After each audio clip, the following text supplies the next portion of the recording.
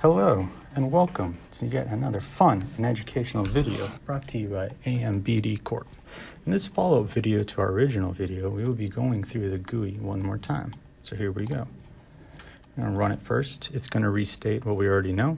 Boundary file inputs 0 is an active node, 1 is a no flow, -1 is constant, and 2 is a well. We hit OK, and it pops up like this. So going into this, we did this in the first video for the heads, the groundwater flow, the velocity profile. Here we have the concentrations and the final concentration added for the second portion of the project. So starting with the first portion, we're going to have to make the assumptions once again of isotropic, steady state, homogeneous, and the delta X and delta Y sizes are the same. So the cell sizes are the same. Purposes, tools to calculate, like I said, the groundwater flow, the velocity profile. The initial concentrations are going to be given with an initial boundary file, and then final concentrations after X amount of days, which is our time is in days, is going to be displayed. So we have our boundary file, known values file, delta X value, your K value, your T, your transmissivity value, which only comes up if you have a pump or a well. You have your boundary file for your concentrations, your initial concentration file, your dispersion value, your time days, in days, your N value, which is your porosity, your delta T value, and then whatever method you'd like to solve this. So there's Gauss-Seidel, there's the Kramer method, the substitution method, or the fastest method, which is my personal favorite, which is very quick. It's getting started. Boundary files. Here we go, boundaries, known values files. We're going to go ahead and put a delta X of 10, K value of 1, transmissivity of 1. And then we're going to go ahead and run this. This takes a minute, so you can go ahead and cue the Jeopardy music or the elevator music while we wait.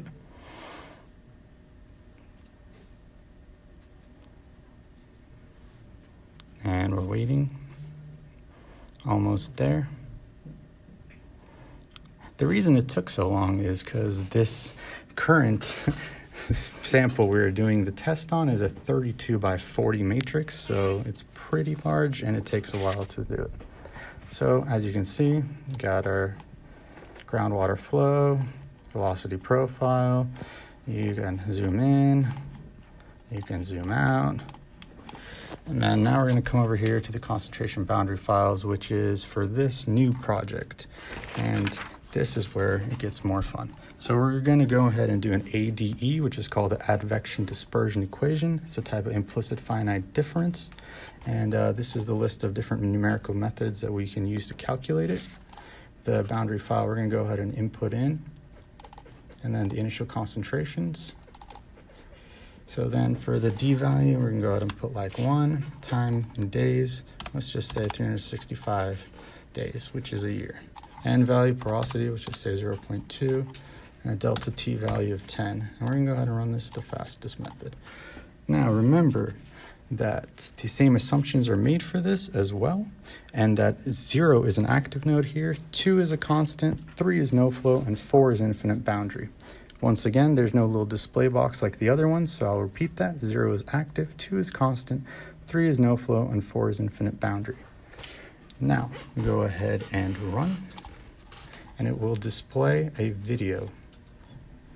As you can see right here, the video is a little broken, but we'll show it again later when it's actually working.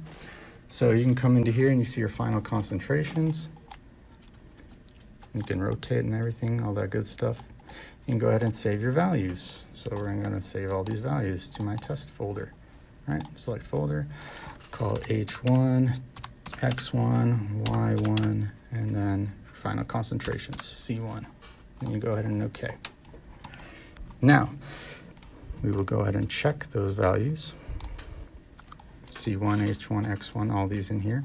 Let's go ahead and click C1, which should be your initial, which should be the final concentrations at 365 days in all those nodes. So as you can see, it's a pretty big matrix. That's why it took so long to calculate. Now, going back, I'm going to go ahead and show you what the video should have looked like, but it was a little bit choppy, and that's due to, I'd say, ghosts in the system. Here you can see it nice and slowly showing how the concentration changes over time. It's a 36 frames per second video. It's 3 seconds, 12 frames per second. That is all. And thank you yet again for another educational and fun video.